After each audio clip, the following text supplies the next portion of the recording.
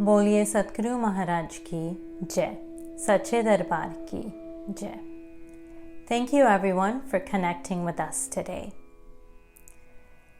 I invite you to sit back in your seat and ask yourself the question, who am I? How do I identify myself? Am I what people think I am? Am I my emotions and feelings? What is it that you identify with? Some individuals identify with their body. For example, those in the entertainment industry, where what the body looks like is of great importance. Some are identified by their thoughts, like Newton, who saw a falling apple and discovered gravity. You have explored spirituality even a little bit. I'm sure you've found people telling you that the body is perishable, the mind is transient, and that you should identify yourself with your higher self. But the question arises, then how does all of this fit in together? Because the body is needed to survive. We need to think things in order to put ourselves into action, into motion. So how does the higher self connect with all of this? And this concept is beautifully explained in the Taittiriya Upanishad, where it is explained that the human being is encompassed of 5 bodies, almost like the Russian nested dolls, where inside one you find another. Just like that, the body encompasses of these 5 koshas, 5 sheaths. The first being Annamaya kosha, the food sheath. The second, the vital energy force, Pranamaya kosha. The third being the mind, the mental sheath, the Manomaya kosha. The fourth is the sheath of wisdom and intuition, Vijnanamaya kosha.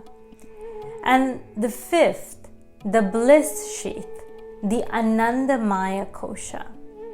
And sages explain that these sheaths encompass or cover the soul just like layers of an onion.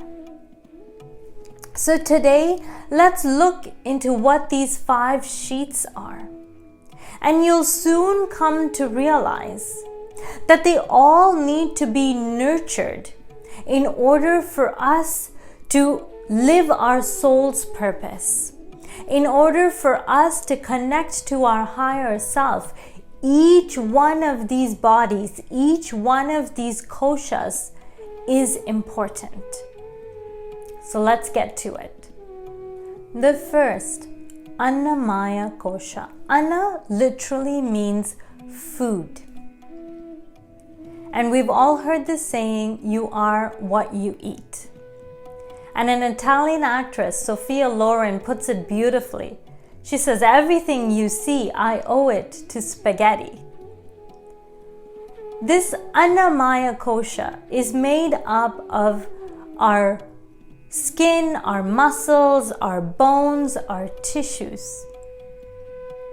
And often when walking the spiritual path, we have this misconception that the body is perishable, that we should not tend to the body,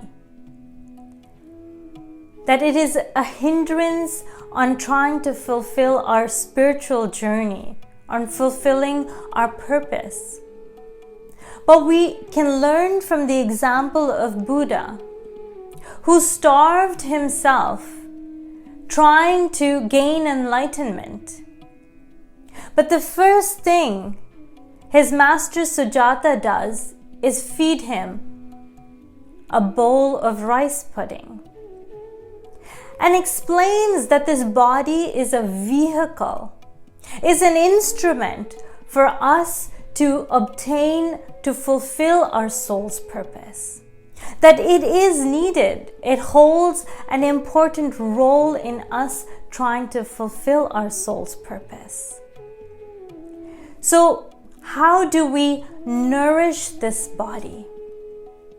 The three most important pillars of health are diet, sleep, and exercise. And in order to nourish the physical body, all three of them are important. Eating a pure sattvic diet, exercising on a regular basis, and sleeping in a regular routine enables the physical body to be healthy. The more present you are in your physical sheath, in your physical body, you'll find yourself more grounded and centered. You will intuitively know what food and exercises will nourish your body, since it is unique for each and every one of us. Simple example of connecting to your physical body is paying attention to your feet. And as you breathe in, just squeeze them really, really tightly.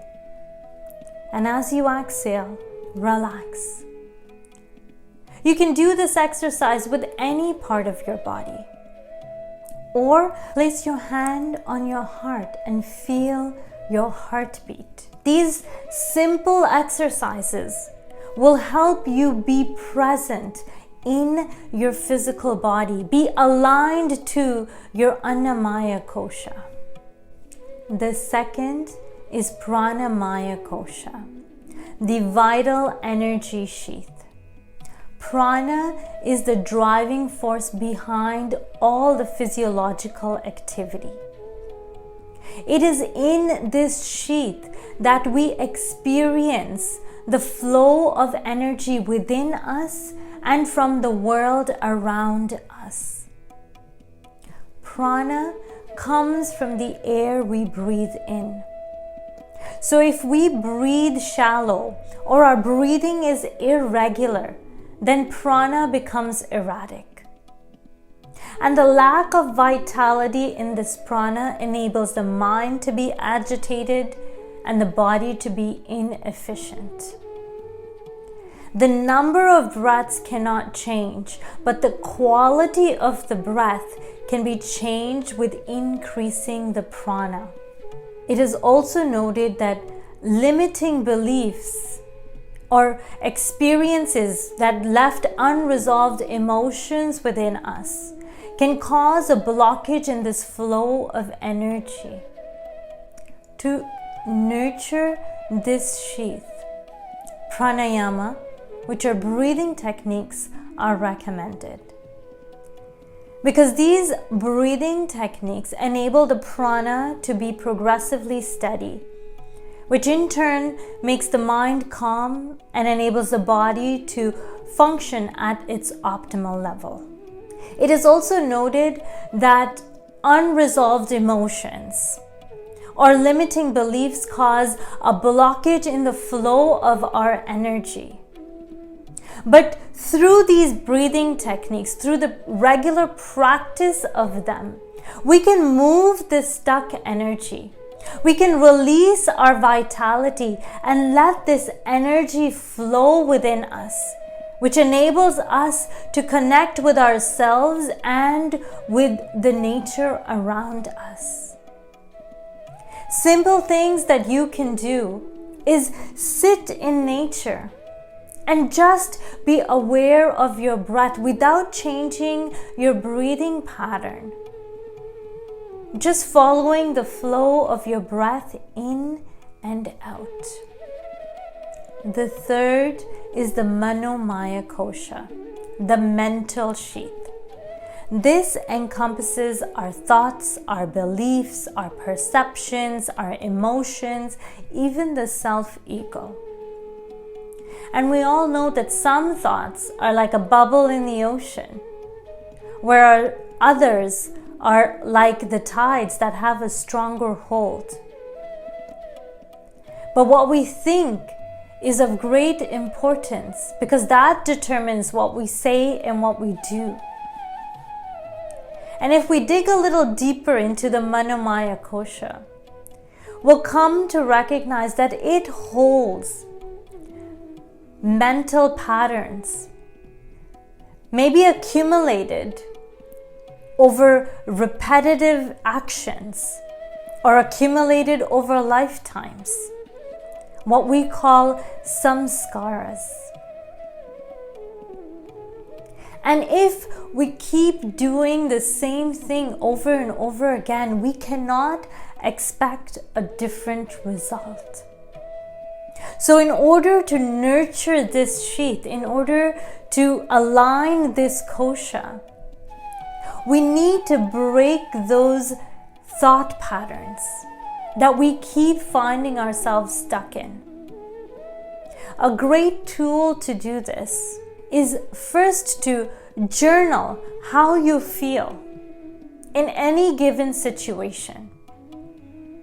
And then take some time for self-inquiry, to ask yourself, why did I react like this?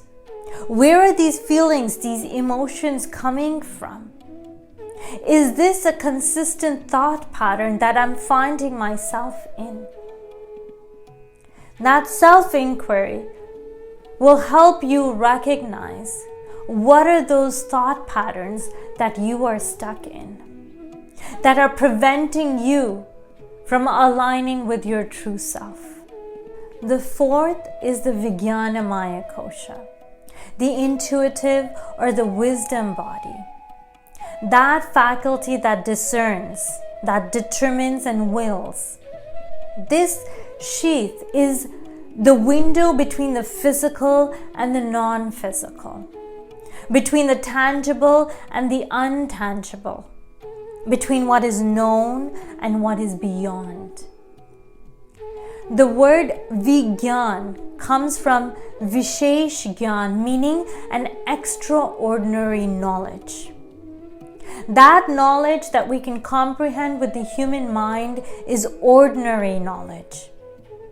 But this extraordinary knowledge, this Vishesh Gyan, is that Brahm Gyan, is that knowledge of God, knowledge of that universal power that is obtained through the awakening of the third eye, the eye of intuition.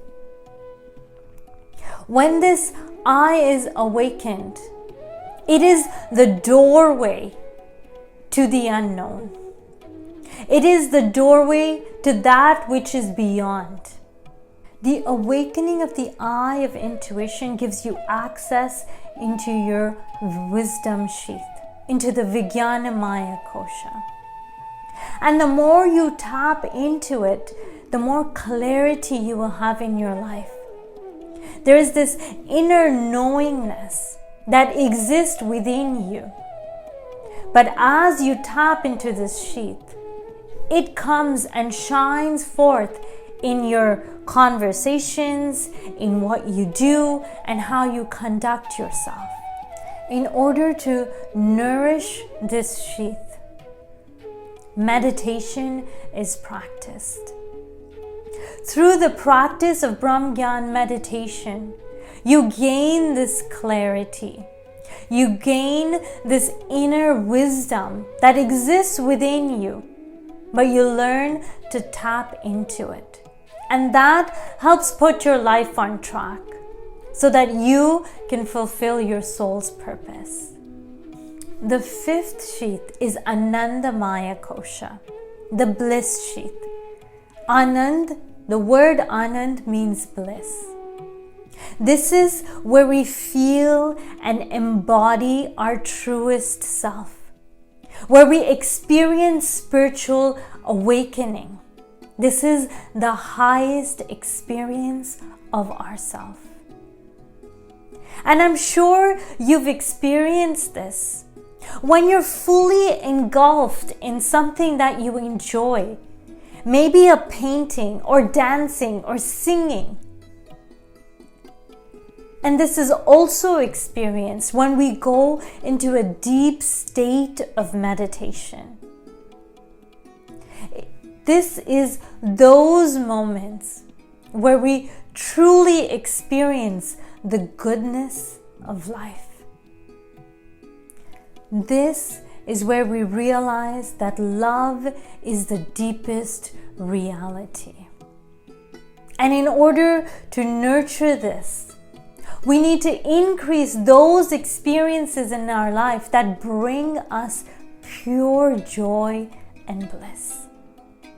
So brothers and sisters, in order to have a holistic experience in life, all 5 of these sheaths, of these koshas, need to be aligned with one another.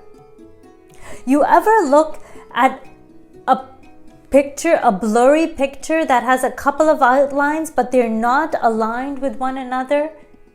They're usually hard to look at. But if they're completely aligned, it forms a beautiful image. The same is true with our sheaths. In order to fulfill our soul's purpose, each of these koshas, each of these sheaths need to be aligned with one another. They're like the layers of a cake. If you eat just one layer, you will not be able to experience the complete taste of that cake. In order to experience that complete taste, you have to eat all of those layers together. The same is true for our body. The same is true for the experience of this life. In order to fully experience ourselves, in order to fully identify with our true self, all these layers need to be nurtured and aligned with one another. It is these simple ancient practices that will help you find comfort and solace in your body, that will help you remove energy blockages and deep-seated fears, that will help you recognize where you come from to decipher your thoughts, that will break those repetitive thought patterns, that will help you recognize your true self and bring more of your true self into this world so that you can experience a life of pure bliss and joy. So brothers and sisters, incorporate these simple practices. Connect with your body, a simple act of putting your hand on your heart and listening to your heartbeat so that you can connect with your physical sheath, with your Annamaya kosha. Sitting in nature and just paying attention to your breath so that you can nurture, you can increase the vitality of your prana. Being aware of your thoughts. What are those thoughts that are only there for a split second? And which thoughts continuously come up? Being aware of them will help you break the thought patterns. Self-inquiry and this awareness will help nurture your Manomaya kosha and Vijnanamaya kosha. And as you deepen your meditation practice, you nurture your Anandamaya kosha, bringing all 5 bodies, all 5 sheaths into alignment with one another so that your true self can shine forth. On that note, we'll conclude today's discourse. Thank you all for connecting with us today. If you want to deepen your spiritual journey and want to stay connected to listen to more videos like this, please don't forget to like and subscribe to this channel. Till next time, God bless.